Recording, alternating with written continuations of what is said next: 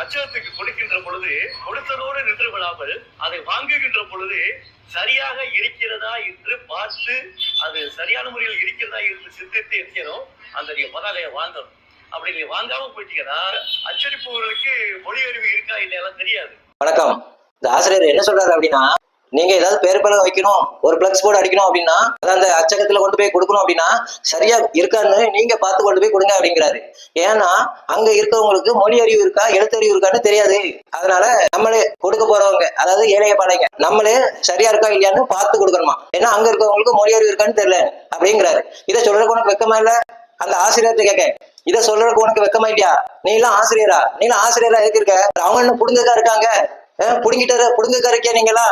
நாங்க எதுக்கு அச்சகம் வச்சிருக்கியா? இதே இது ஒரு டாக்டர் சொன்னா ஒத்துக்குவியா? கையில ஊசி போட்டு காலில் புண்ணு வந்தா ஒத்துக்குவியா? நான் டாக்டர் பொறுப்பு கிடையாது, நான் தான் பொறுப்பு ஏத்துக்கிறதா? அப்போ சாம்பார் வழியில பள்ளி கிடந்தாக்கினா ஹோட்டல்காரன் பொறுப்பு, கையில ஊசி போட்டு காலில் புண்ணு வந்ததுன்னா டாக்டர் பொறுப்பு, மருத்துவர் பொறுப்பு. டீ கடையில ஒரு மளிகை கடையில ஏதாவது ஒரு உணவு கெட்டு போச்சுன்னா உணவு தயாரிக்கிற அச்சகத்துல இந்த மாதிரி கல்வி விஷயத்துல மட்டும் இருந்தா அது மக்கள் பொறுப்பா? அப்புறம் எதுக்கு அங்க உட்காந்துருக்கேன்? சேவையா செய்றீங்க, காசு வாங்குறல. அந்த பிளக்ஸ் போட வாங்கும்போது அடிச்சு வாங்கிட்டு சரியா இருக்கான்னு பாக்கணுமா? சரி பார்த்தாச்சு. தப்பு இருந்தாங்கன்னா மறுபடியும் அடிச்சு சும்மா தருவானா? ஏற்கனவே அடிக்க 2000, மறுபடி அடிக்க 2000, 4000. கொண்டாடி தாலி அடைச்சா வந்திருக்க காசுக்கு சரியா இருக்கான்னு பாக்கணுமா? சரியா நம்ம சரியா எழுதி கொடுத்தாலுமே அவன் சரியா எழுதி தர்றது இல்ல.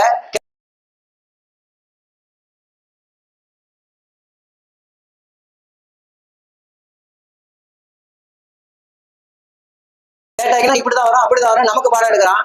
ஏன் நீ ஆசிரியர் தானே? நான் 10 வயசா இருக்கும் போது பாடம் எடுத்துட்டு இருந்தா சரி, நாங்க எல்லாம் உங்களை தாண்டி தானே வந்தோம். இப்ப மறுபடியும் எனக்கு 10 வயசுல பாடம் எடுத்த, இப்ப 40 வயசுல மறுபடியும் பாடம் எடுத்துட்டு இருக்க. தப்பா? யாருக்கு பாடம் எடுத்துட்டு இருக்க? தெருவுல வந்து நீ ஆசிரியர்லாம் கிடையாது, நீ துரோகி, தமிழின துரோகி. நீ ஆசிரியரா? உனக்கெல்லாம் ஆசிரியர், இப்படிப்பட்ட ஆசிரியர், மூலகட்ட ஆசிரியர் இருக்க போயதுனாலதான் ஆசிரியர் பள்ளிக்கூடத்துல செருப்படி வாங்குறான். செருப்படி. ஆசிரியர் அப்படிங்கிறது கடவுளா வணங்குற நாடு, கடவுளா வணங்குற மக்கள் செருப்படி வாங்குறான். ஏன் இந்த மாதிரி அறிவுட்ட ஆசிரியர் இருக்கிறதுனாலதான். மொழி அறிவு இருக்கான்னு தெரியாதான், பார்த்து எழுதி கொடுக்கணுமா? இப்ப யாருக்கு வந்து பாடம் எடுத்துற?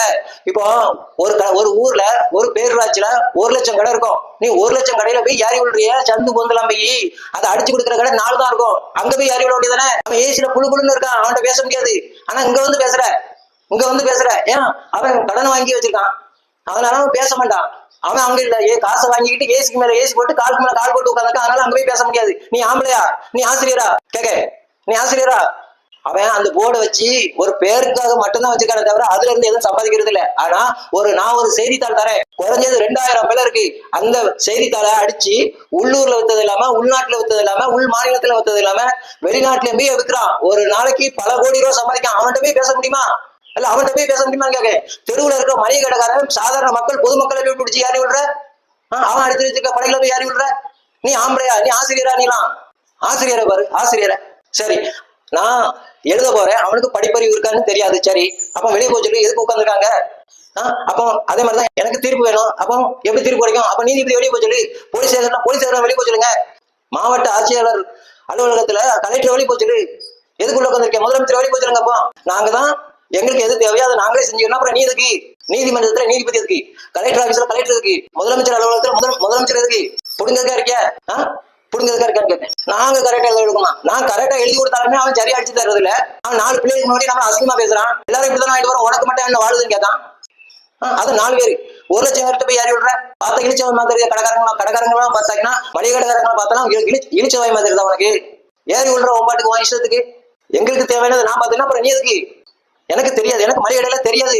நான் படிக்கல, 8ஆம் போறது தான் படிச்சிருக்கேன், 5ஆம் போது தான் படிச்சிருக்கேன், 3ஆம் போது தான் படிச்சிருக்கேன், 10ஆம் போது தான் படிச்சிருக்கேன். எனக்கு தெரியாது, அதனாலதான் நான் அவன்கிட்ட அச்சிட்டு வாங்குறேன். நான் எழுதி கொடுக்கணுமா கரெக்டா? அப்படியா?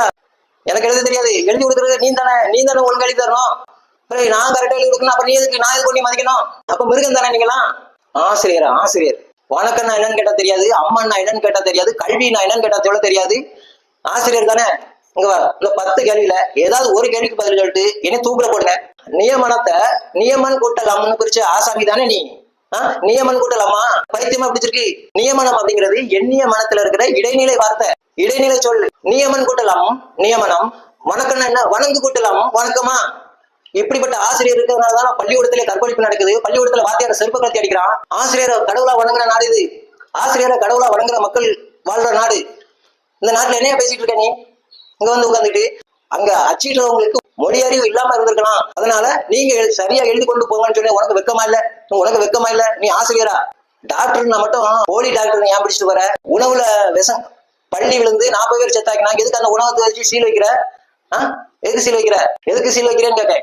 டாக்டர் படிக்கிறதுன்னு ஒண்ணு சர்டிபிகேட் இருக்கு. சாதாரண 50,000 ரூபாய்க்கு ஒரு பெட்டி கடை வைக்கணும்னா கூட FSIங்கிற ஒரு லைசன்ஸ் இருக்கு. தமிழ் மொழி ஒரு சின்ன பேப்பர்ல எழுதுறதுக்கு 50 ரூபா வாங்குறான். ஒரு பிளட் வைக்க 2000 ரூபாய் 1000 ரூபாய் 2000 ரூபாய் வாங்குறான். அவனுக்கு என்ன தகுதி இருக்கு கேட்க?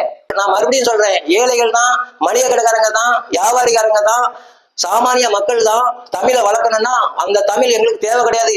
அந்த தமிழ் என் கால் செருப்புக்கு கீழே எங்களுக்கு தேவை கிடையாது அந்த மொழி. சரியா? அந்தந்த பொறுப்புல இருக்கிறவன் பொறுப்புன்னு இருந்தா தான் அதை மதிக்க முடியும். இல்லைன்னா மதிக்க வேண்டிய அவசியம் கிடையாது. இந்த மாதிரி தமிழ்ல எழுதுனாங்க வேட்டியை அவுத்துப்பட்டு வரீங்க. இதோ உருதுல எழுதி வச்சாங்கன்னா வேட்டியை தூக்கிக்கிட்டு பொத்திட்டு போயிட்டு இருப்பல. எனக்கு உருதால தான் பாதுகாப்பு கிடைக்கலன்னா உறுதியும் எழுத தயங்க மாட்டேன், உறுதியும் தாய்மொழியை ஏற்கவும் தயங்க மாட்டேன். சரியா? எனக்கு தேவை பாதுகாப்பு. எனக்கு வந்து இடைஞ்சல் பண்ணிட்டு இருக்க கூடாது. சரியா? ஓ மொழி இது ஒரு மொழியா? தமிழ் மொழி ஒரு மொழியான்னு கேட்க? கால் செருப்புக்கு கீழே உன் தமிழ் மொழி. உன் வாத்தியார் புத்தி எல்லாம் ஒன்னோட தான் வச்சுக்கணும்.